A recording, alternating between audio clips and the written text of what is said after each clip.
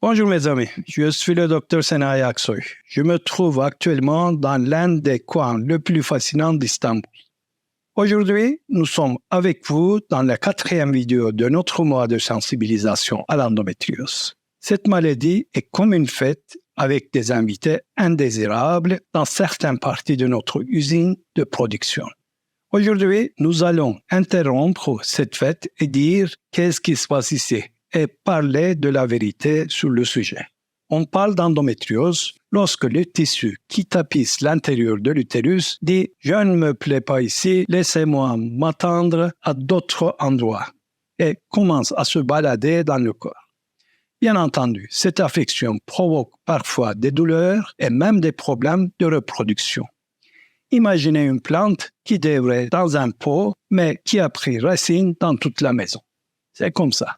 Tout le monde n'est pas atteint, mais ceux qui le sont peuvent se retrouver dans une situation telle que « Waouh, docteur, je ne peux pas avoir d'enfant ». Il existe de nombreuses méthodes de traitement, des médicaments hormonaux aux méthodes traditionnelles que nos grands-mères appellent ainsi de la fécondation in vitro à la laparoscopie.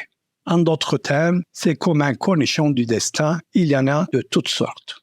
Dans la vidéo d'aujourd'hui, nous allons nous intéresser aux médicaments hormonaux et aux miracles de la médecine alternative. En d'autres termes, nous parlerons un peu des laboratoires pharmaceutiques et un peu des tantes qui commercialisent des herbes trouvées au fond de la forêt.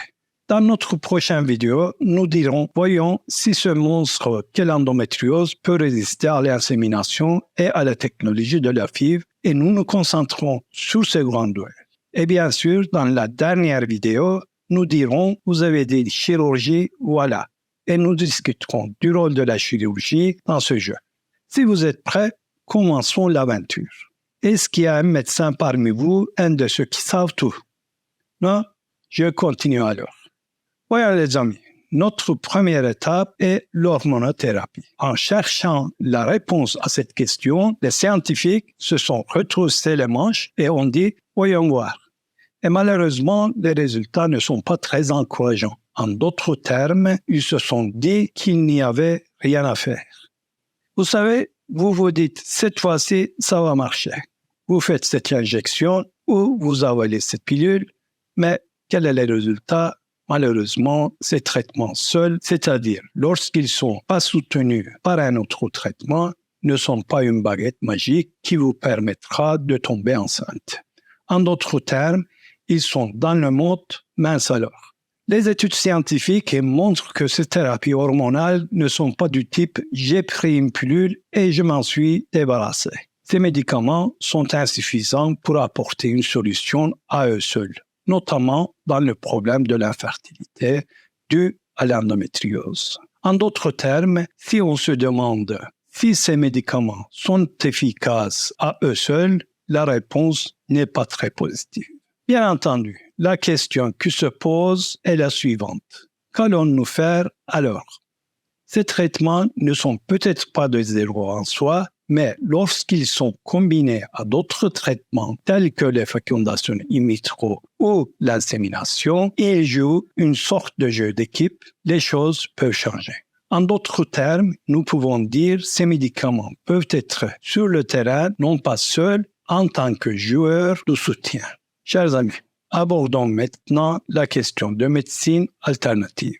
Vous savez, tout ce qui vous vient à l'esprit quand on vous dit « je me suis amélioré, je te le recommande aussi ». Oui, l'acupuncture, la méditation, les massages, les plantes médicinales, etc. C'est en quelque sorte la refuge de ceux qui disent « la médecine moderne n'a pas pu me guérir, mais je vais quand même tenter ma chance avec ces médicaments ».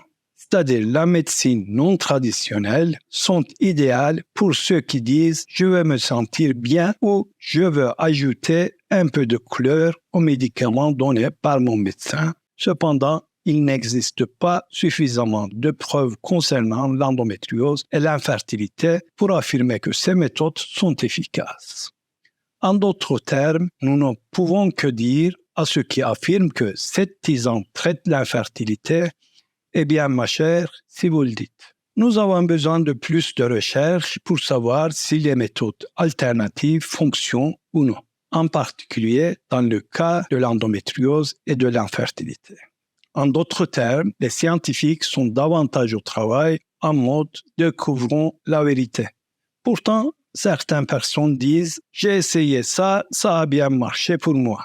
C'est-à-dire, il y a des gens qui essayent ces méthodes pour améliorer leur qualité de vie. Par conséquent, si vous vous dites « je me demande si ces méthodes alternatives vont fonctionner », il est utile d'attendre davantage de preuves scientifiques. Mais si vous êtes de ceux qui disent « il n'y a pas de mal à essayer », qui vous retient? Tant que vous ne dites pas, vous n'aurez pas besoin de médecin quand vous ferez cela. Vous savez, au cas où, ne laissez pas le contrôle au médecin.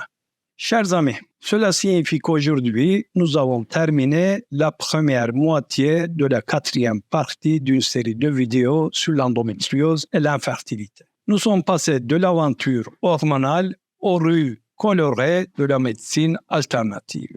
Nous avions une idée sur la façon de combattre cet ennemi mystérieux qui est l'endométriose.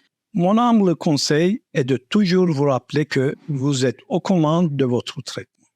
En d'autres termes, prendre des décisions en connaissance de cause, comprendre le langage de son propre corps et, bien sûr, si vous dites qui connaît ce travail, faire preuve d'un esprit d'équipe sincère avec les professionnels de la santé, c'est très précieux.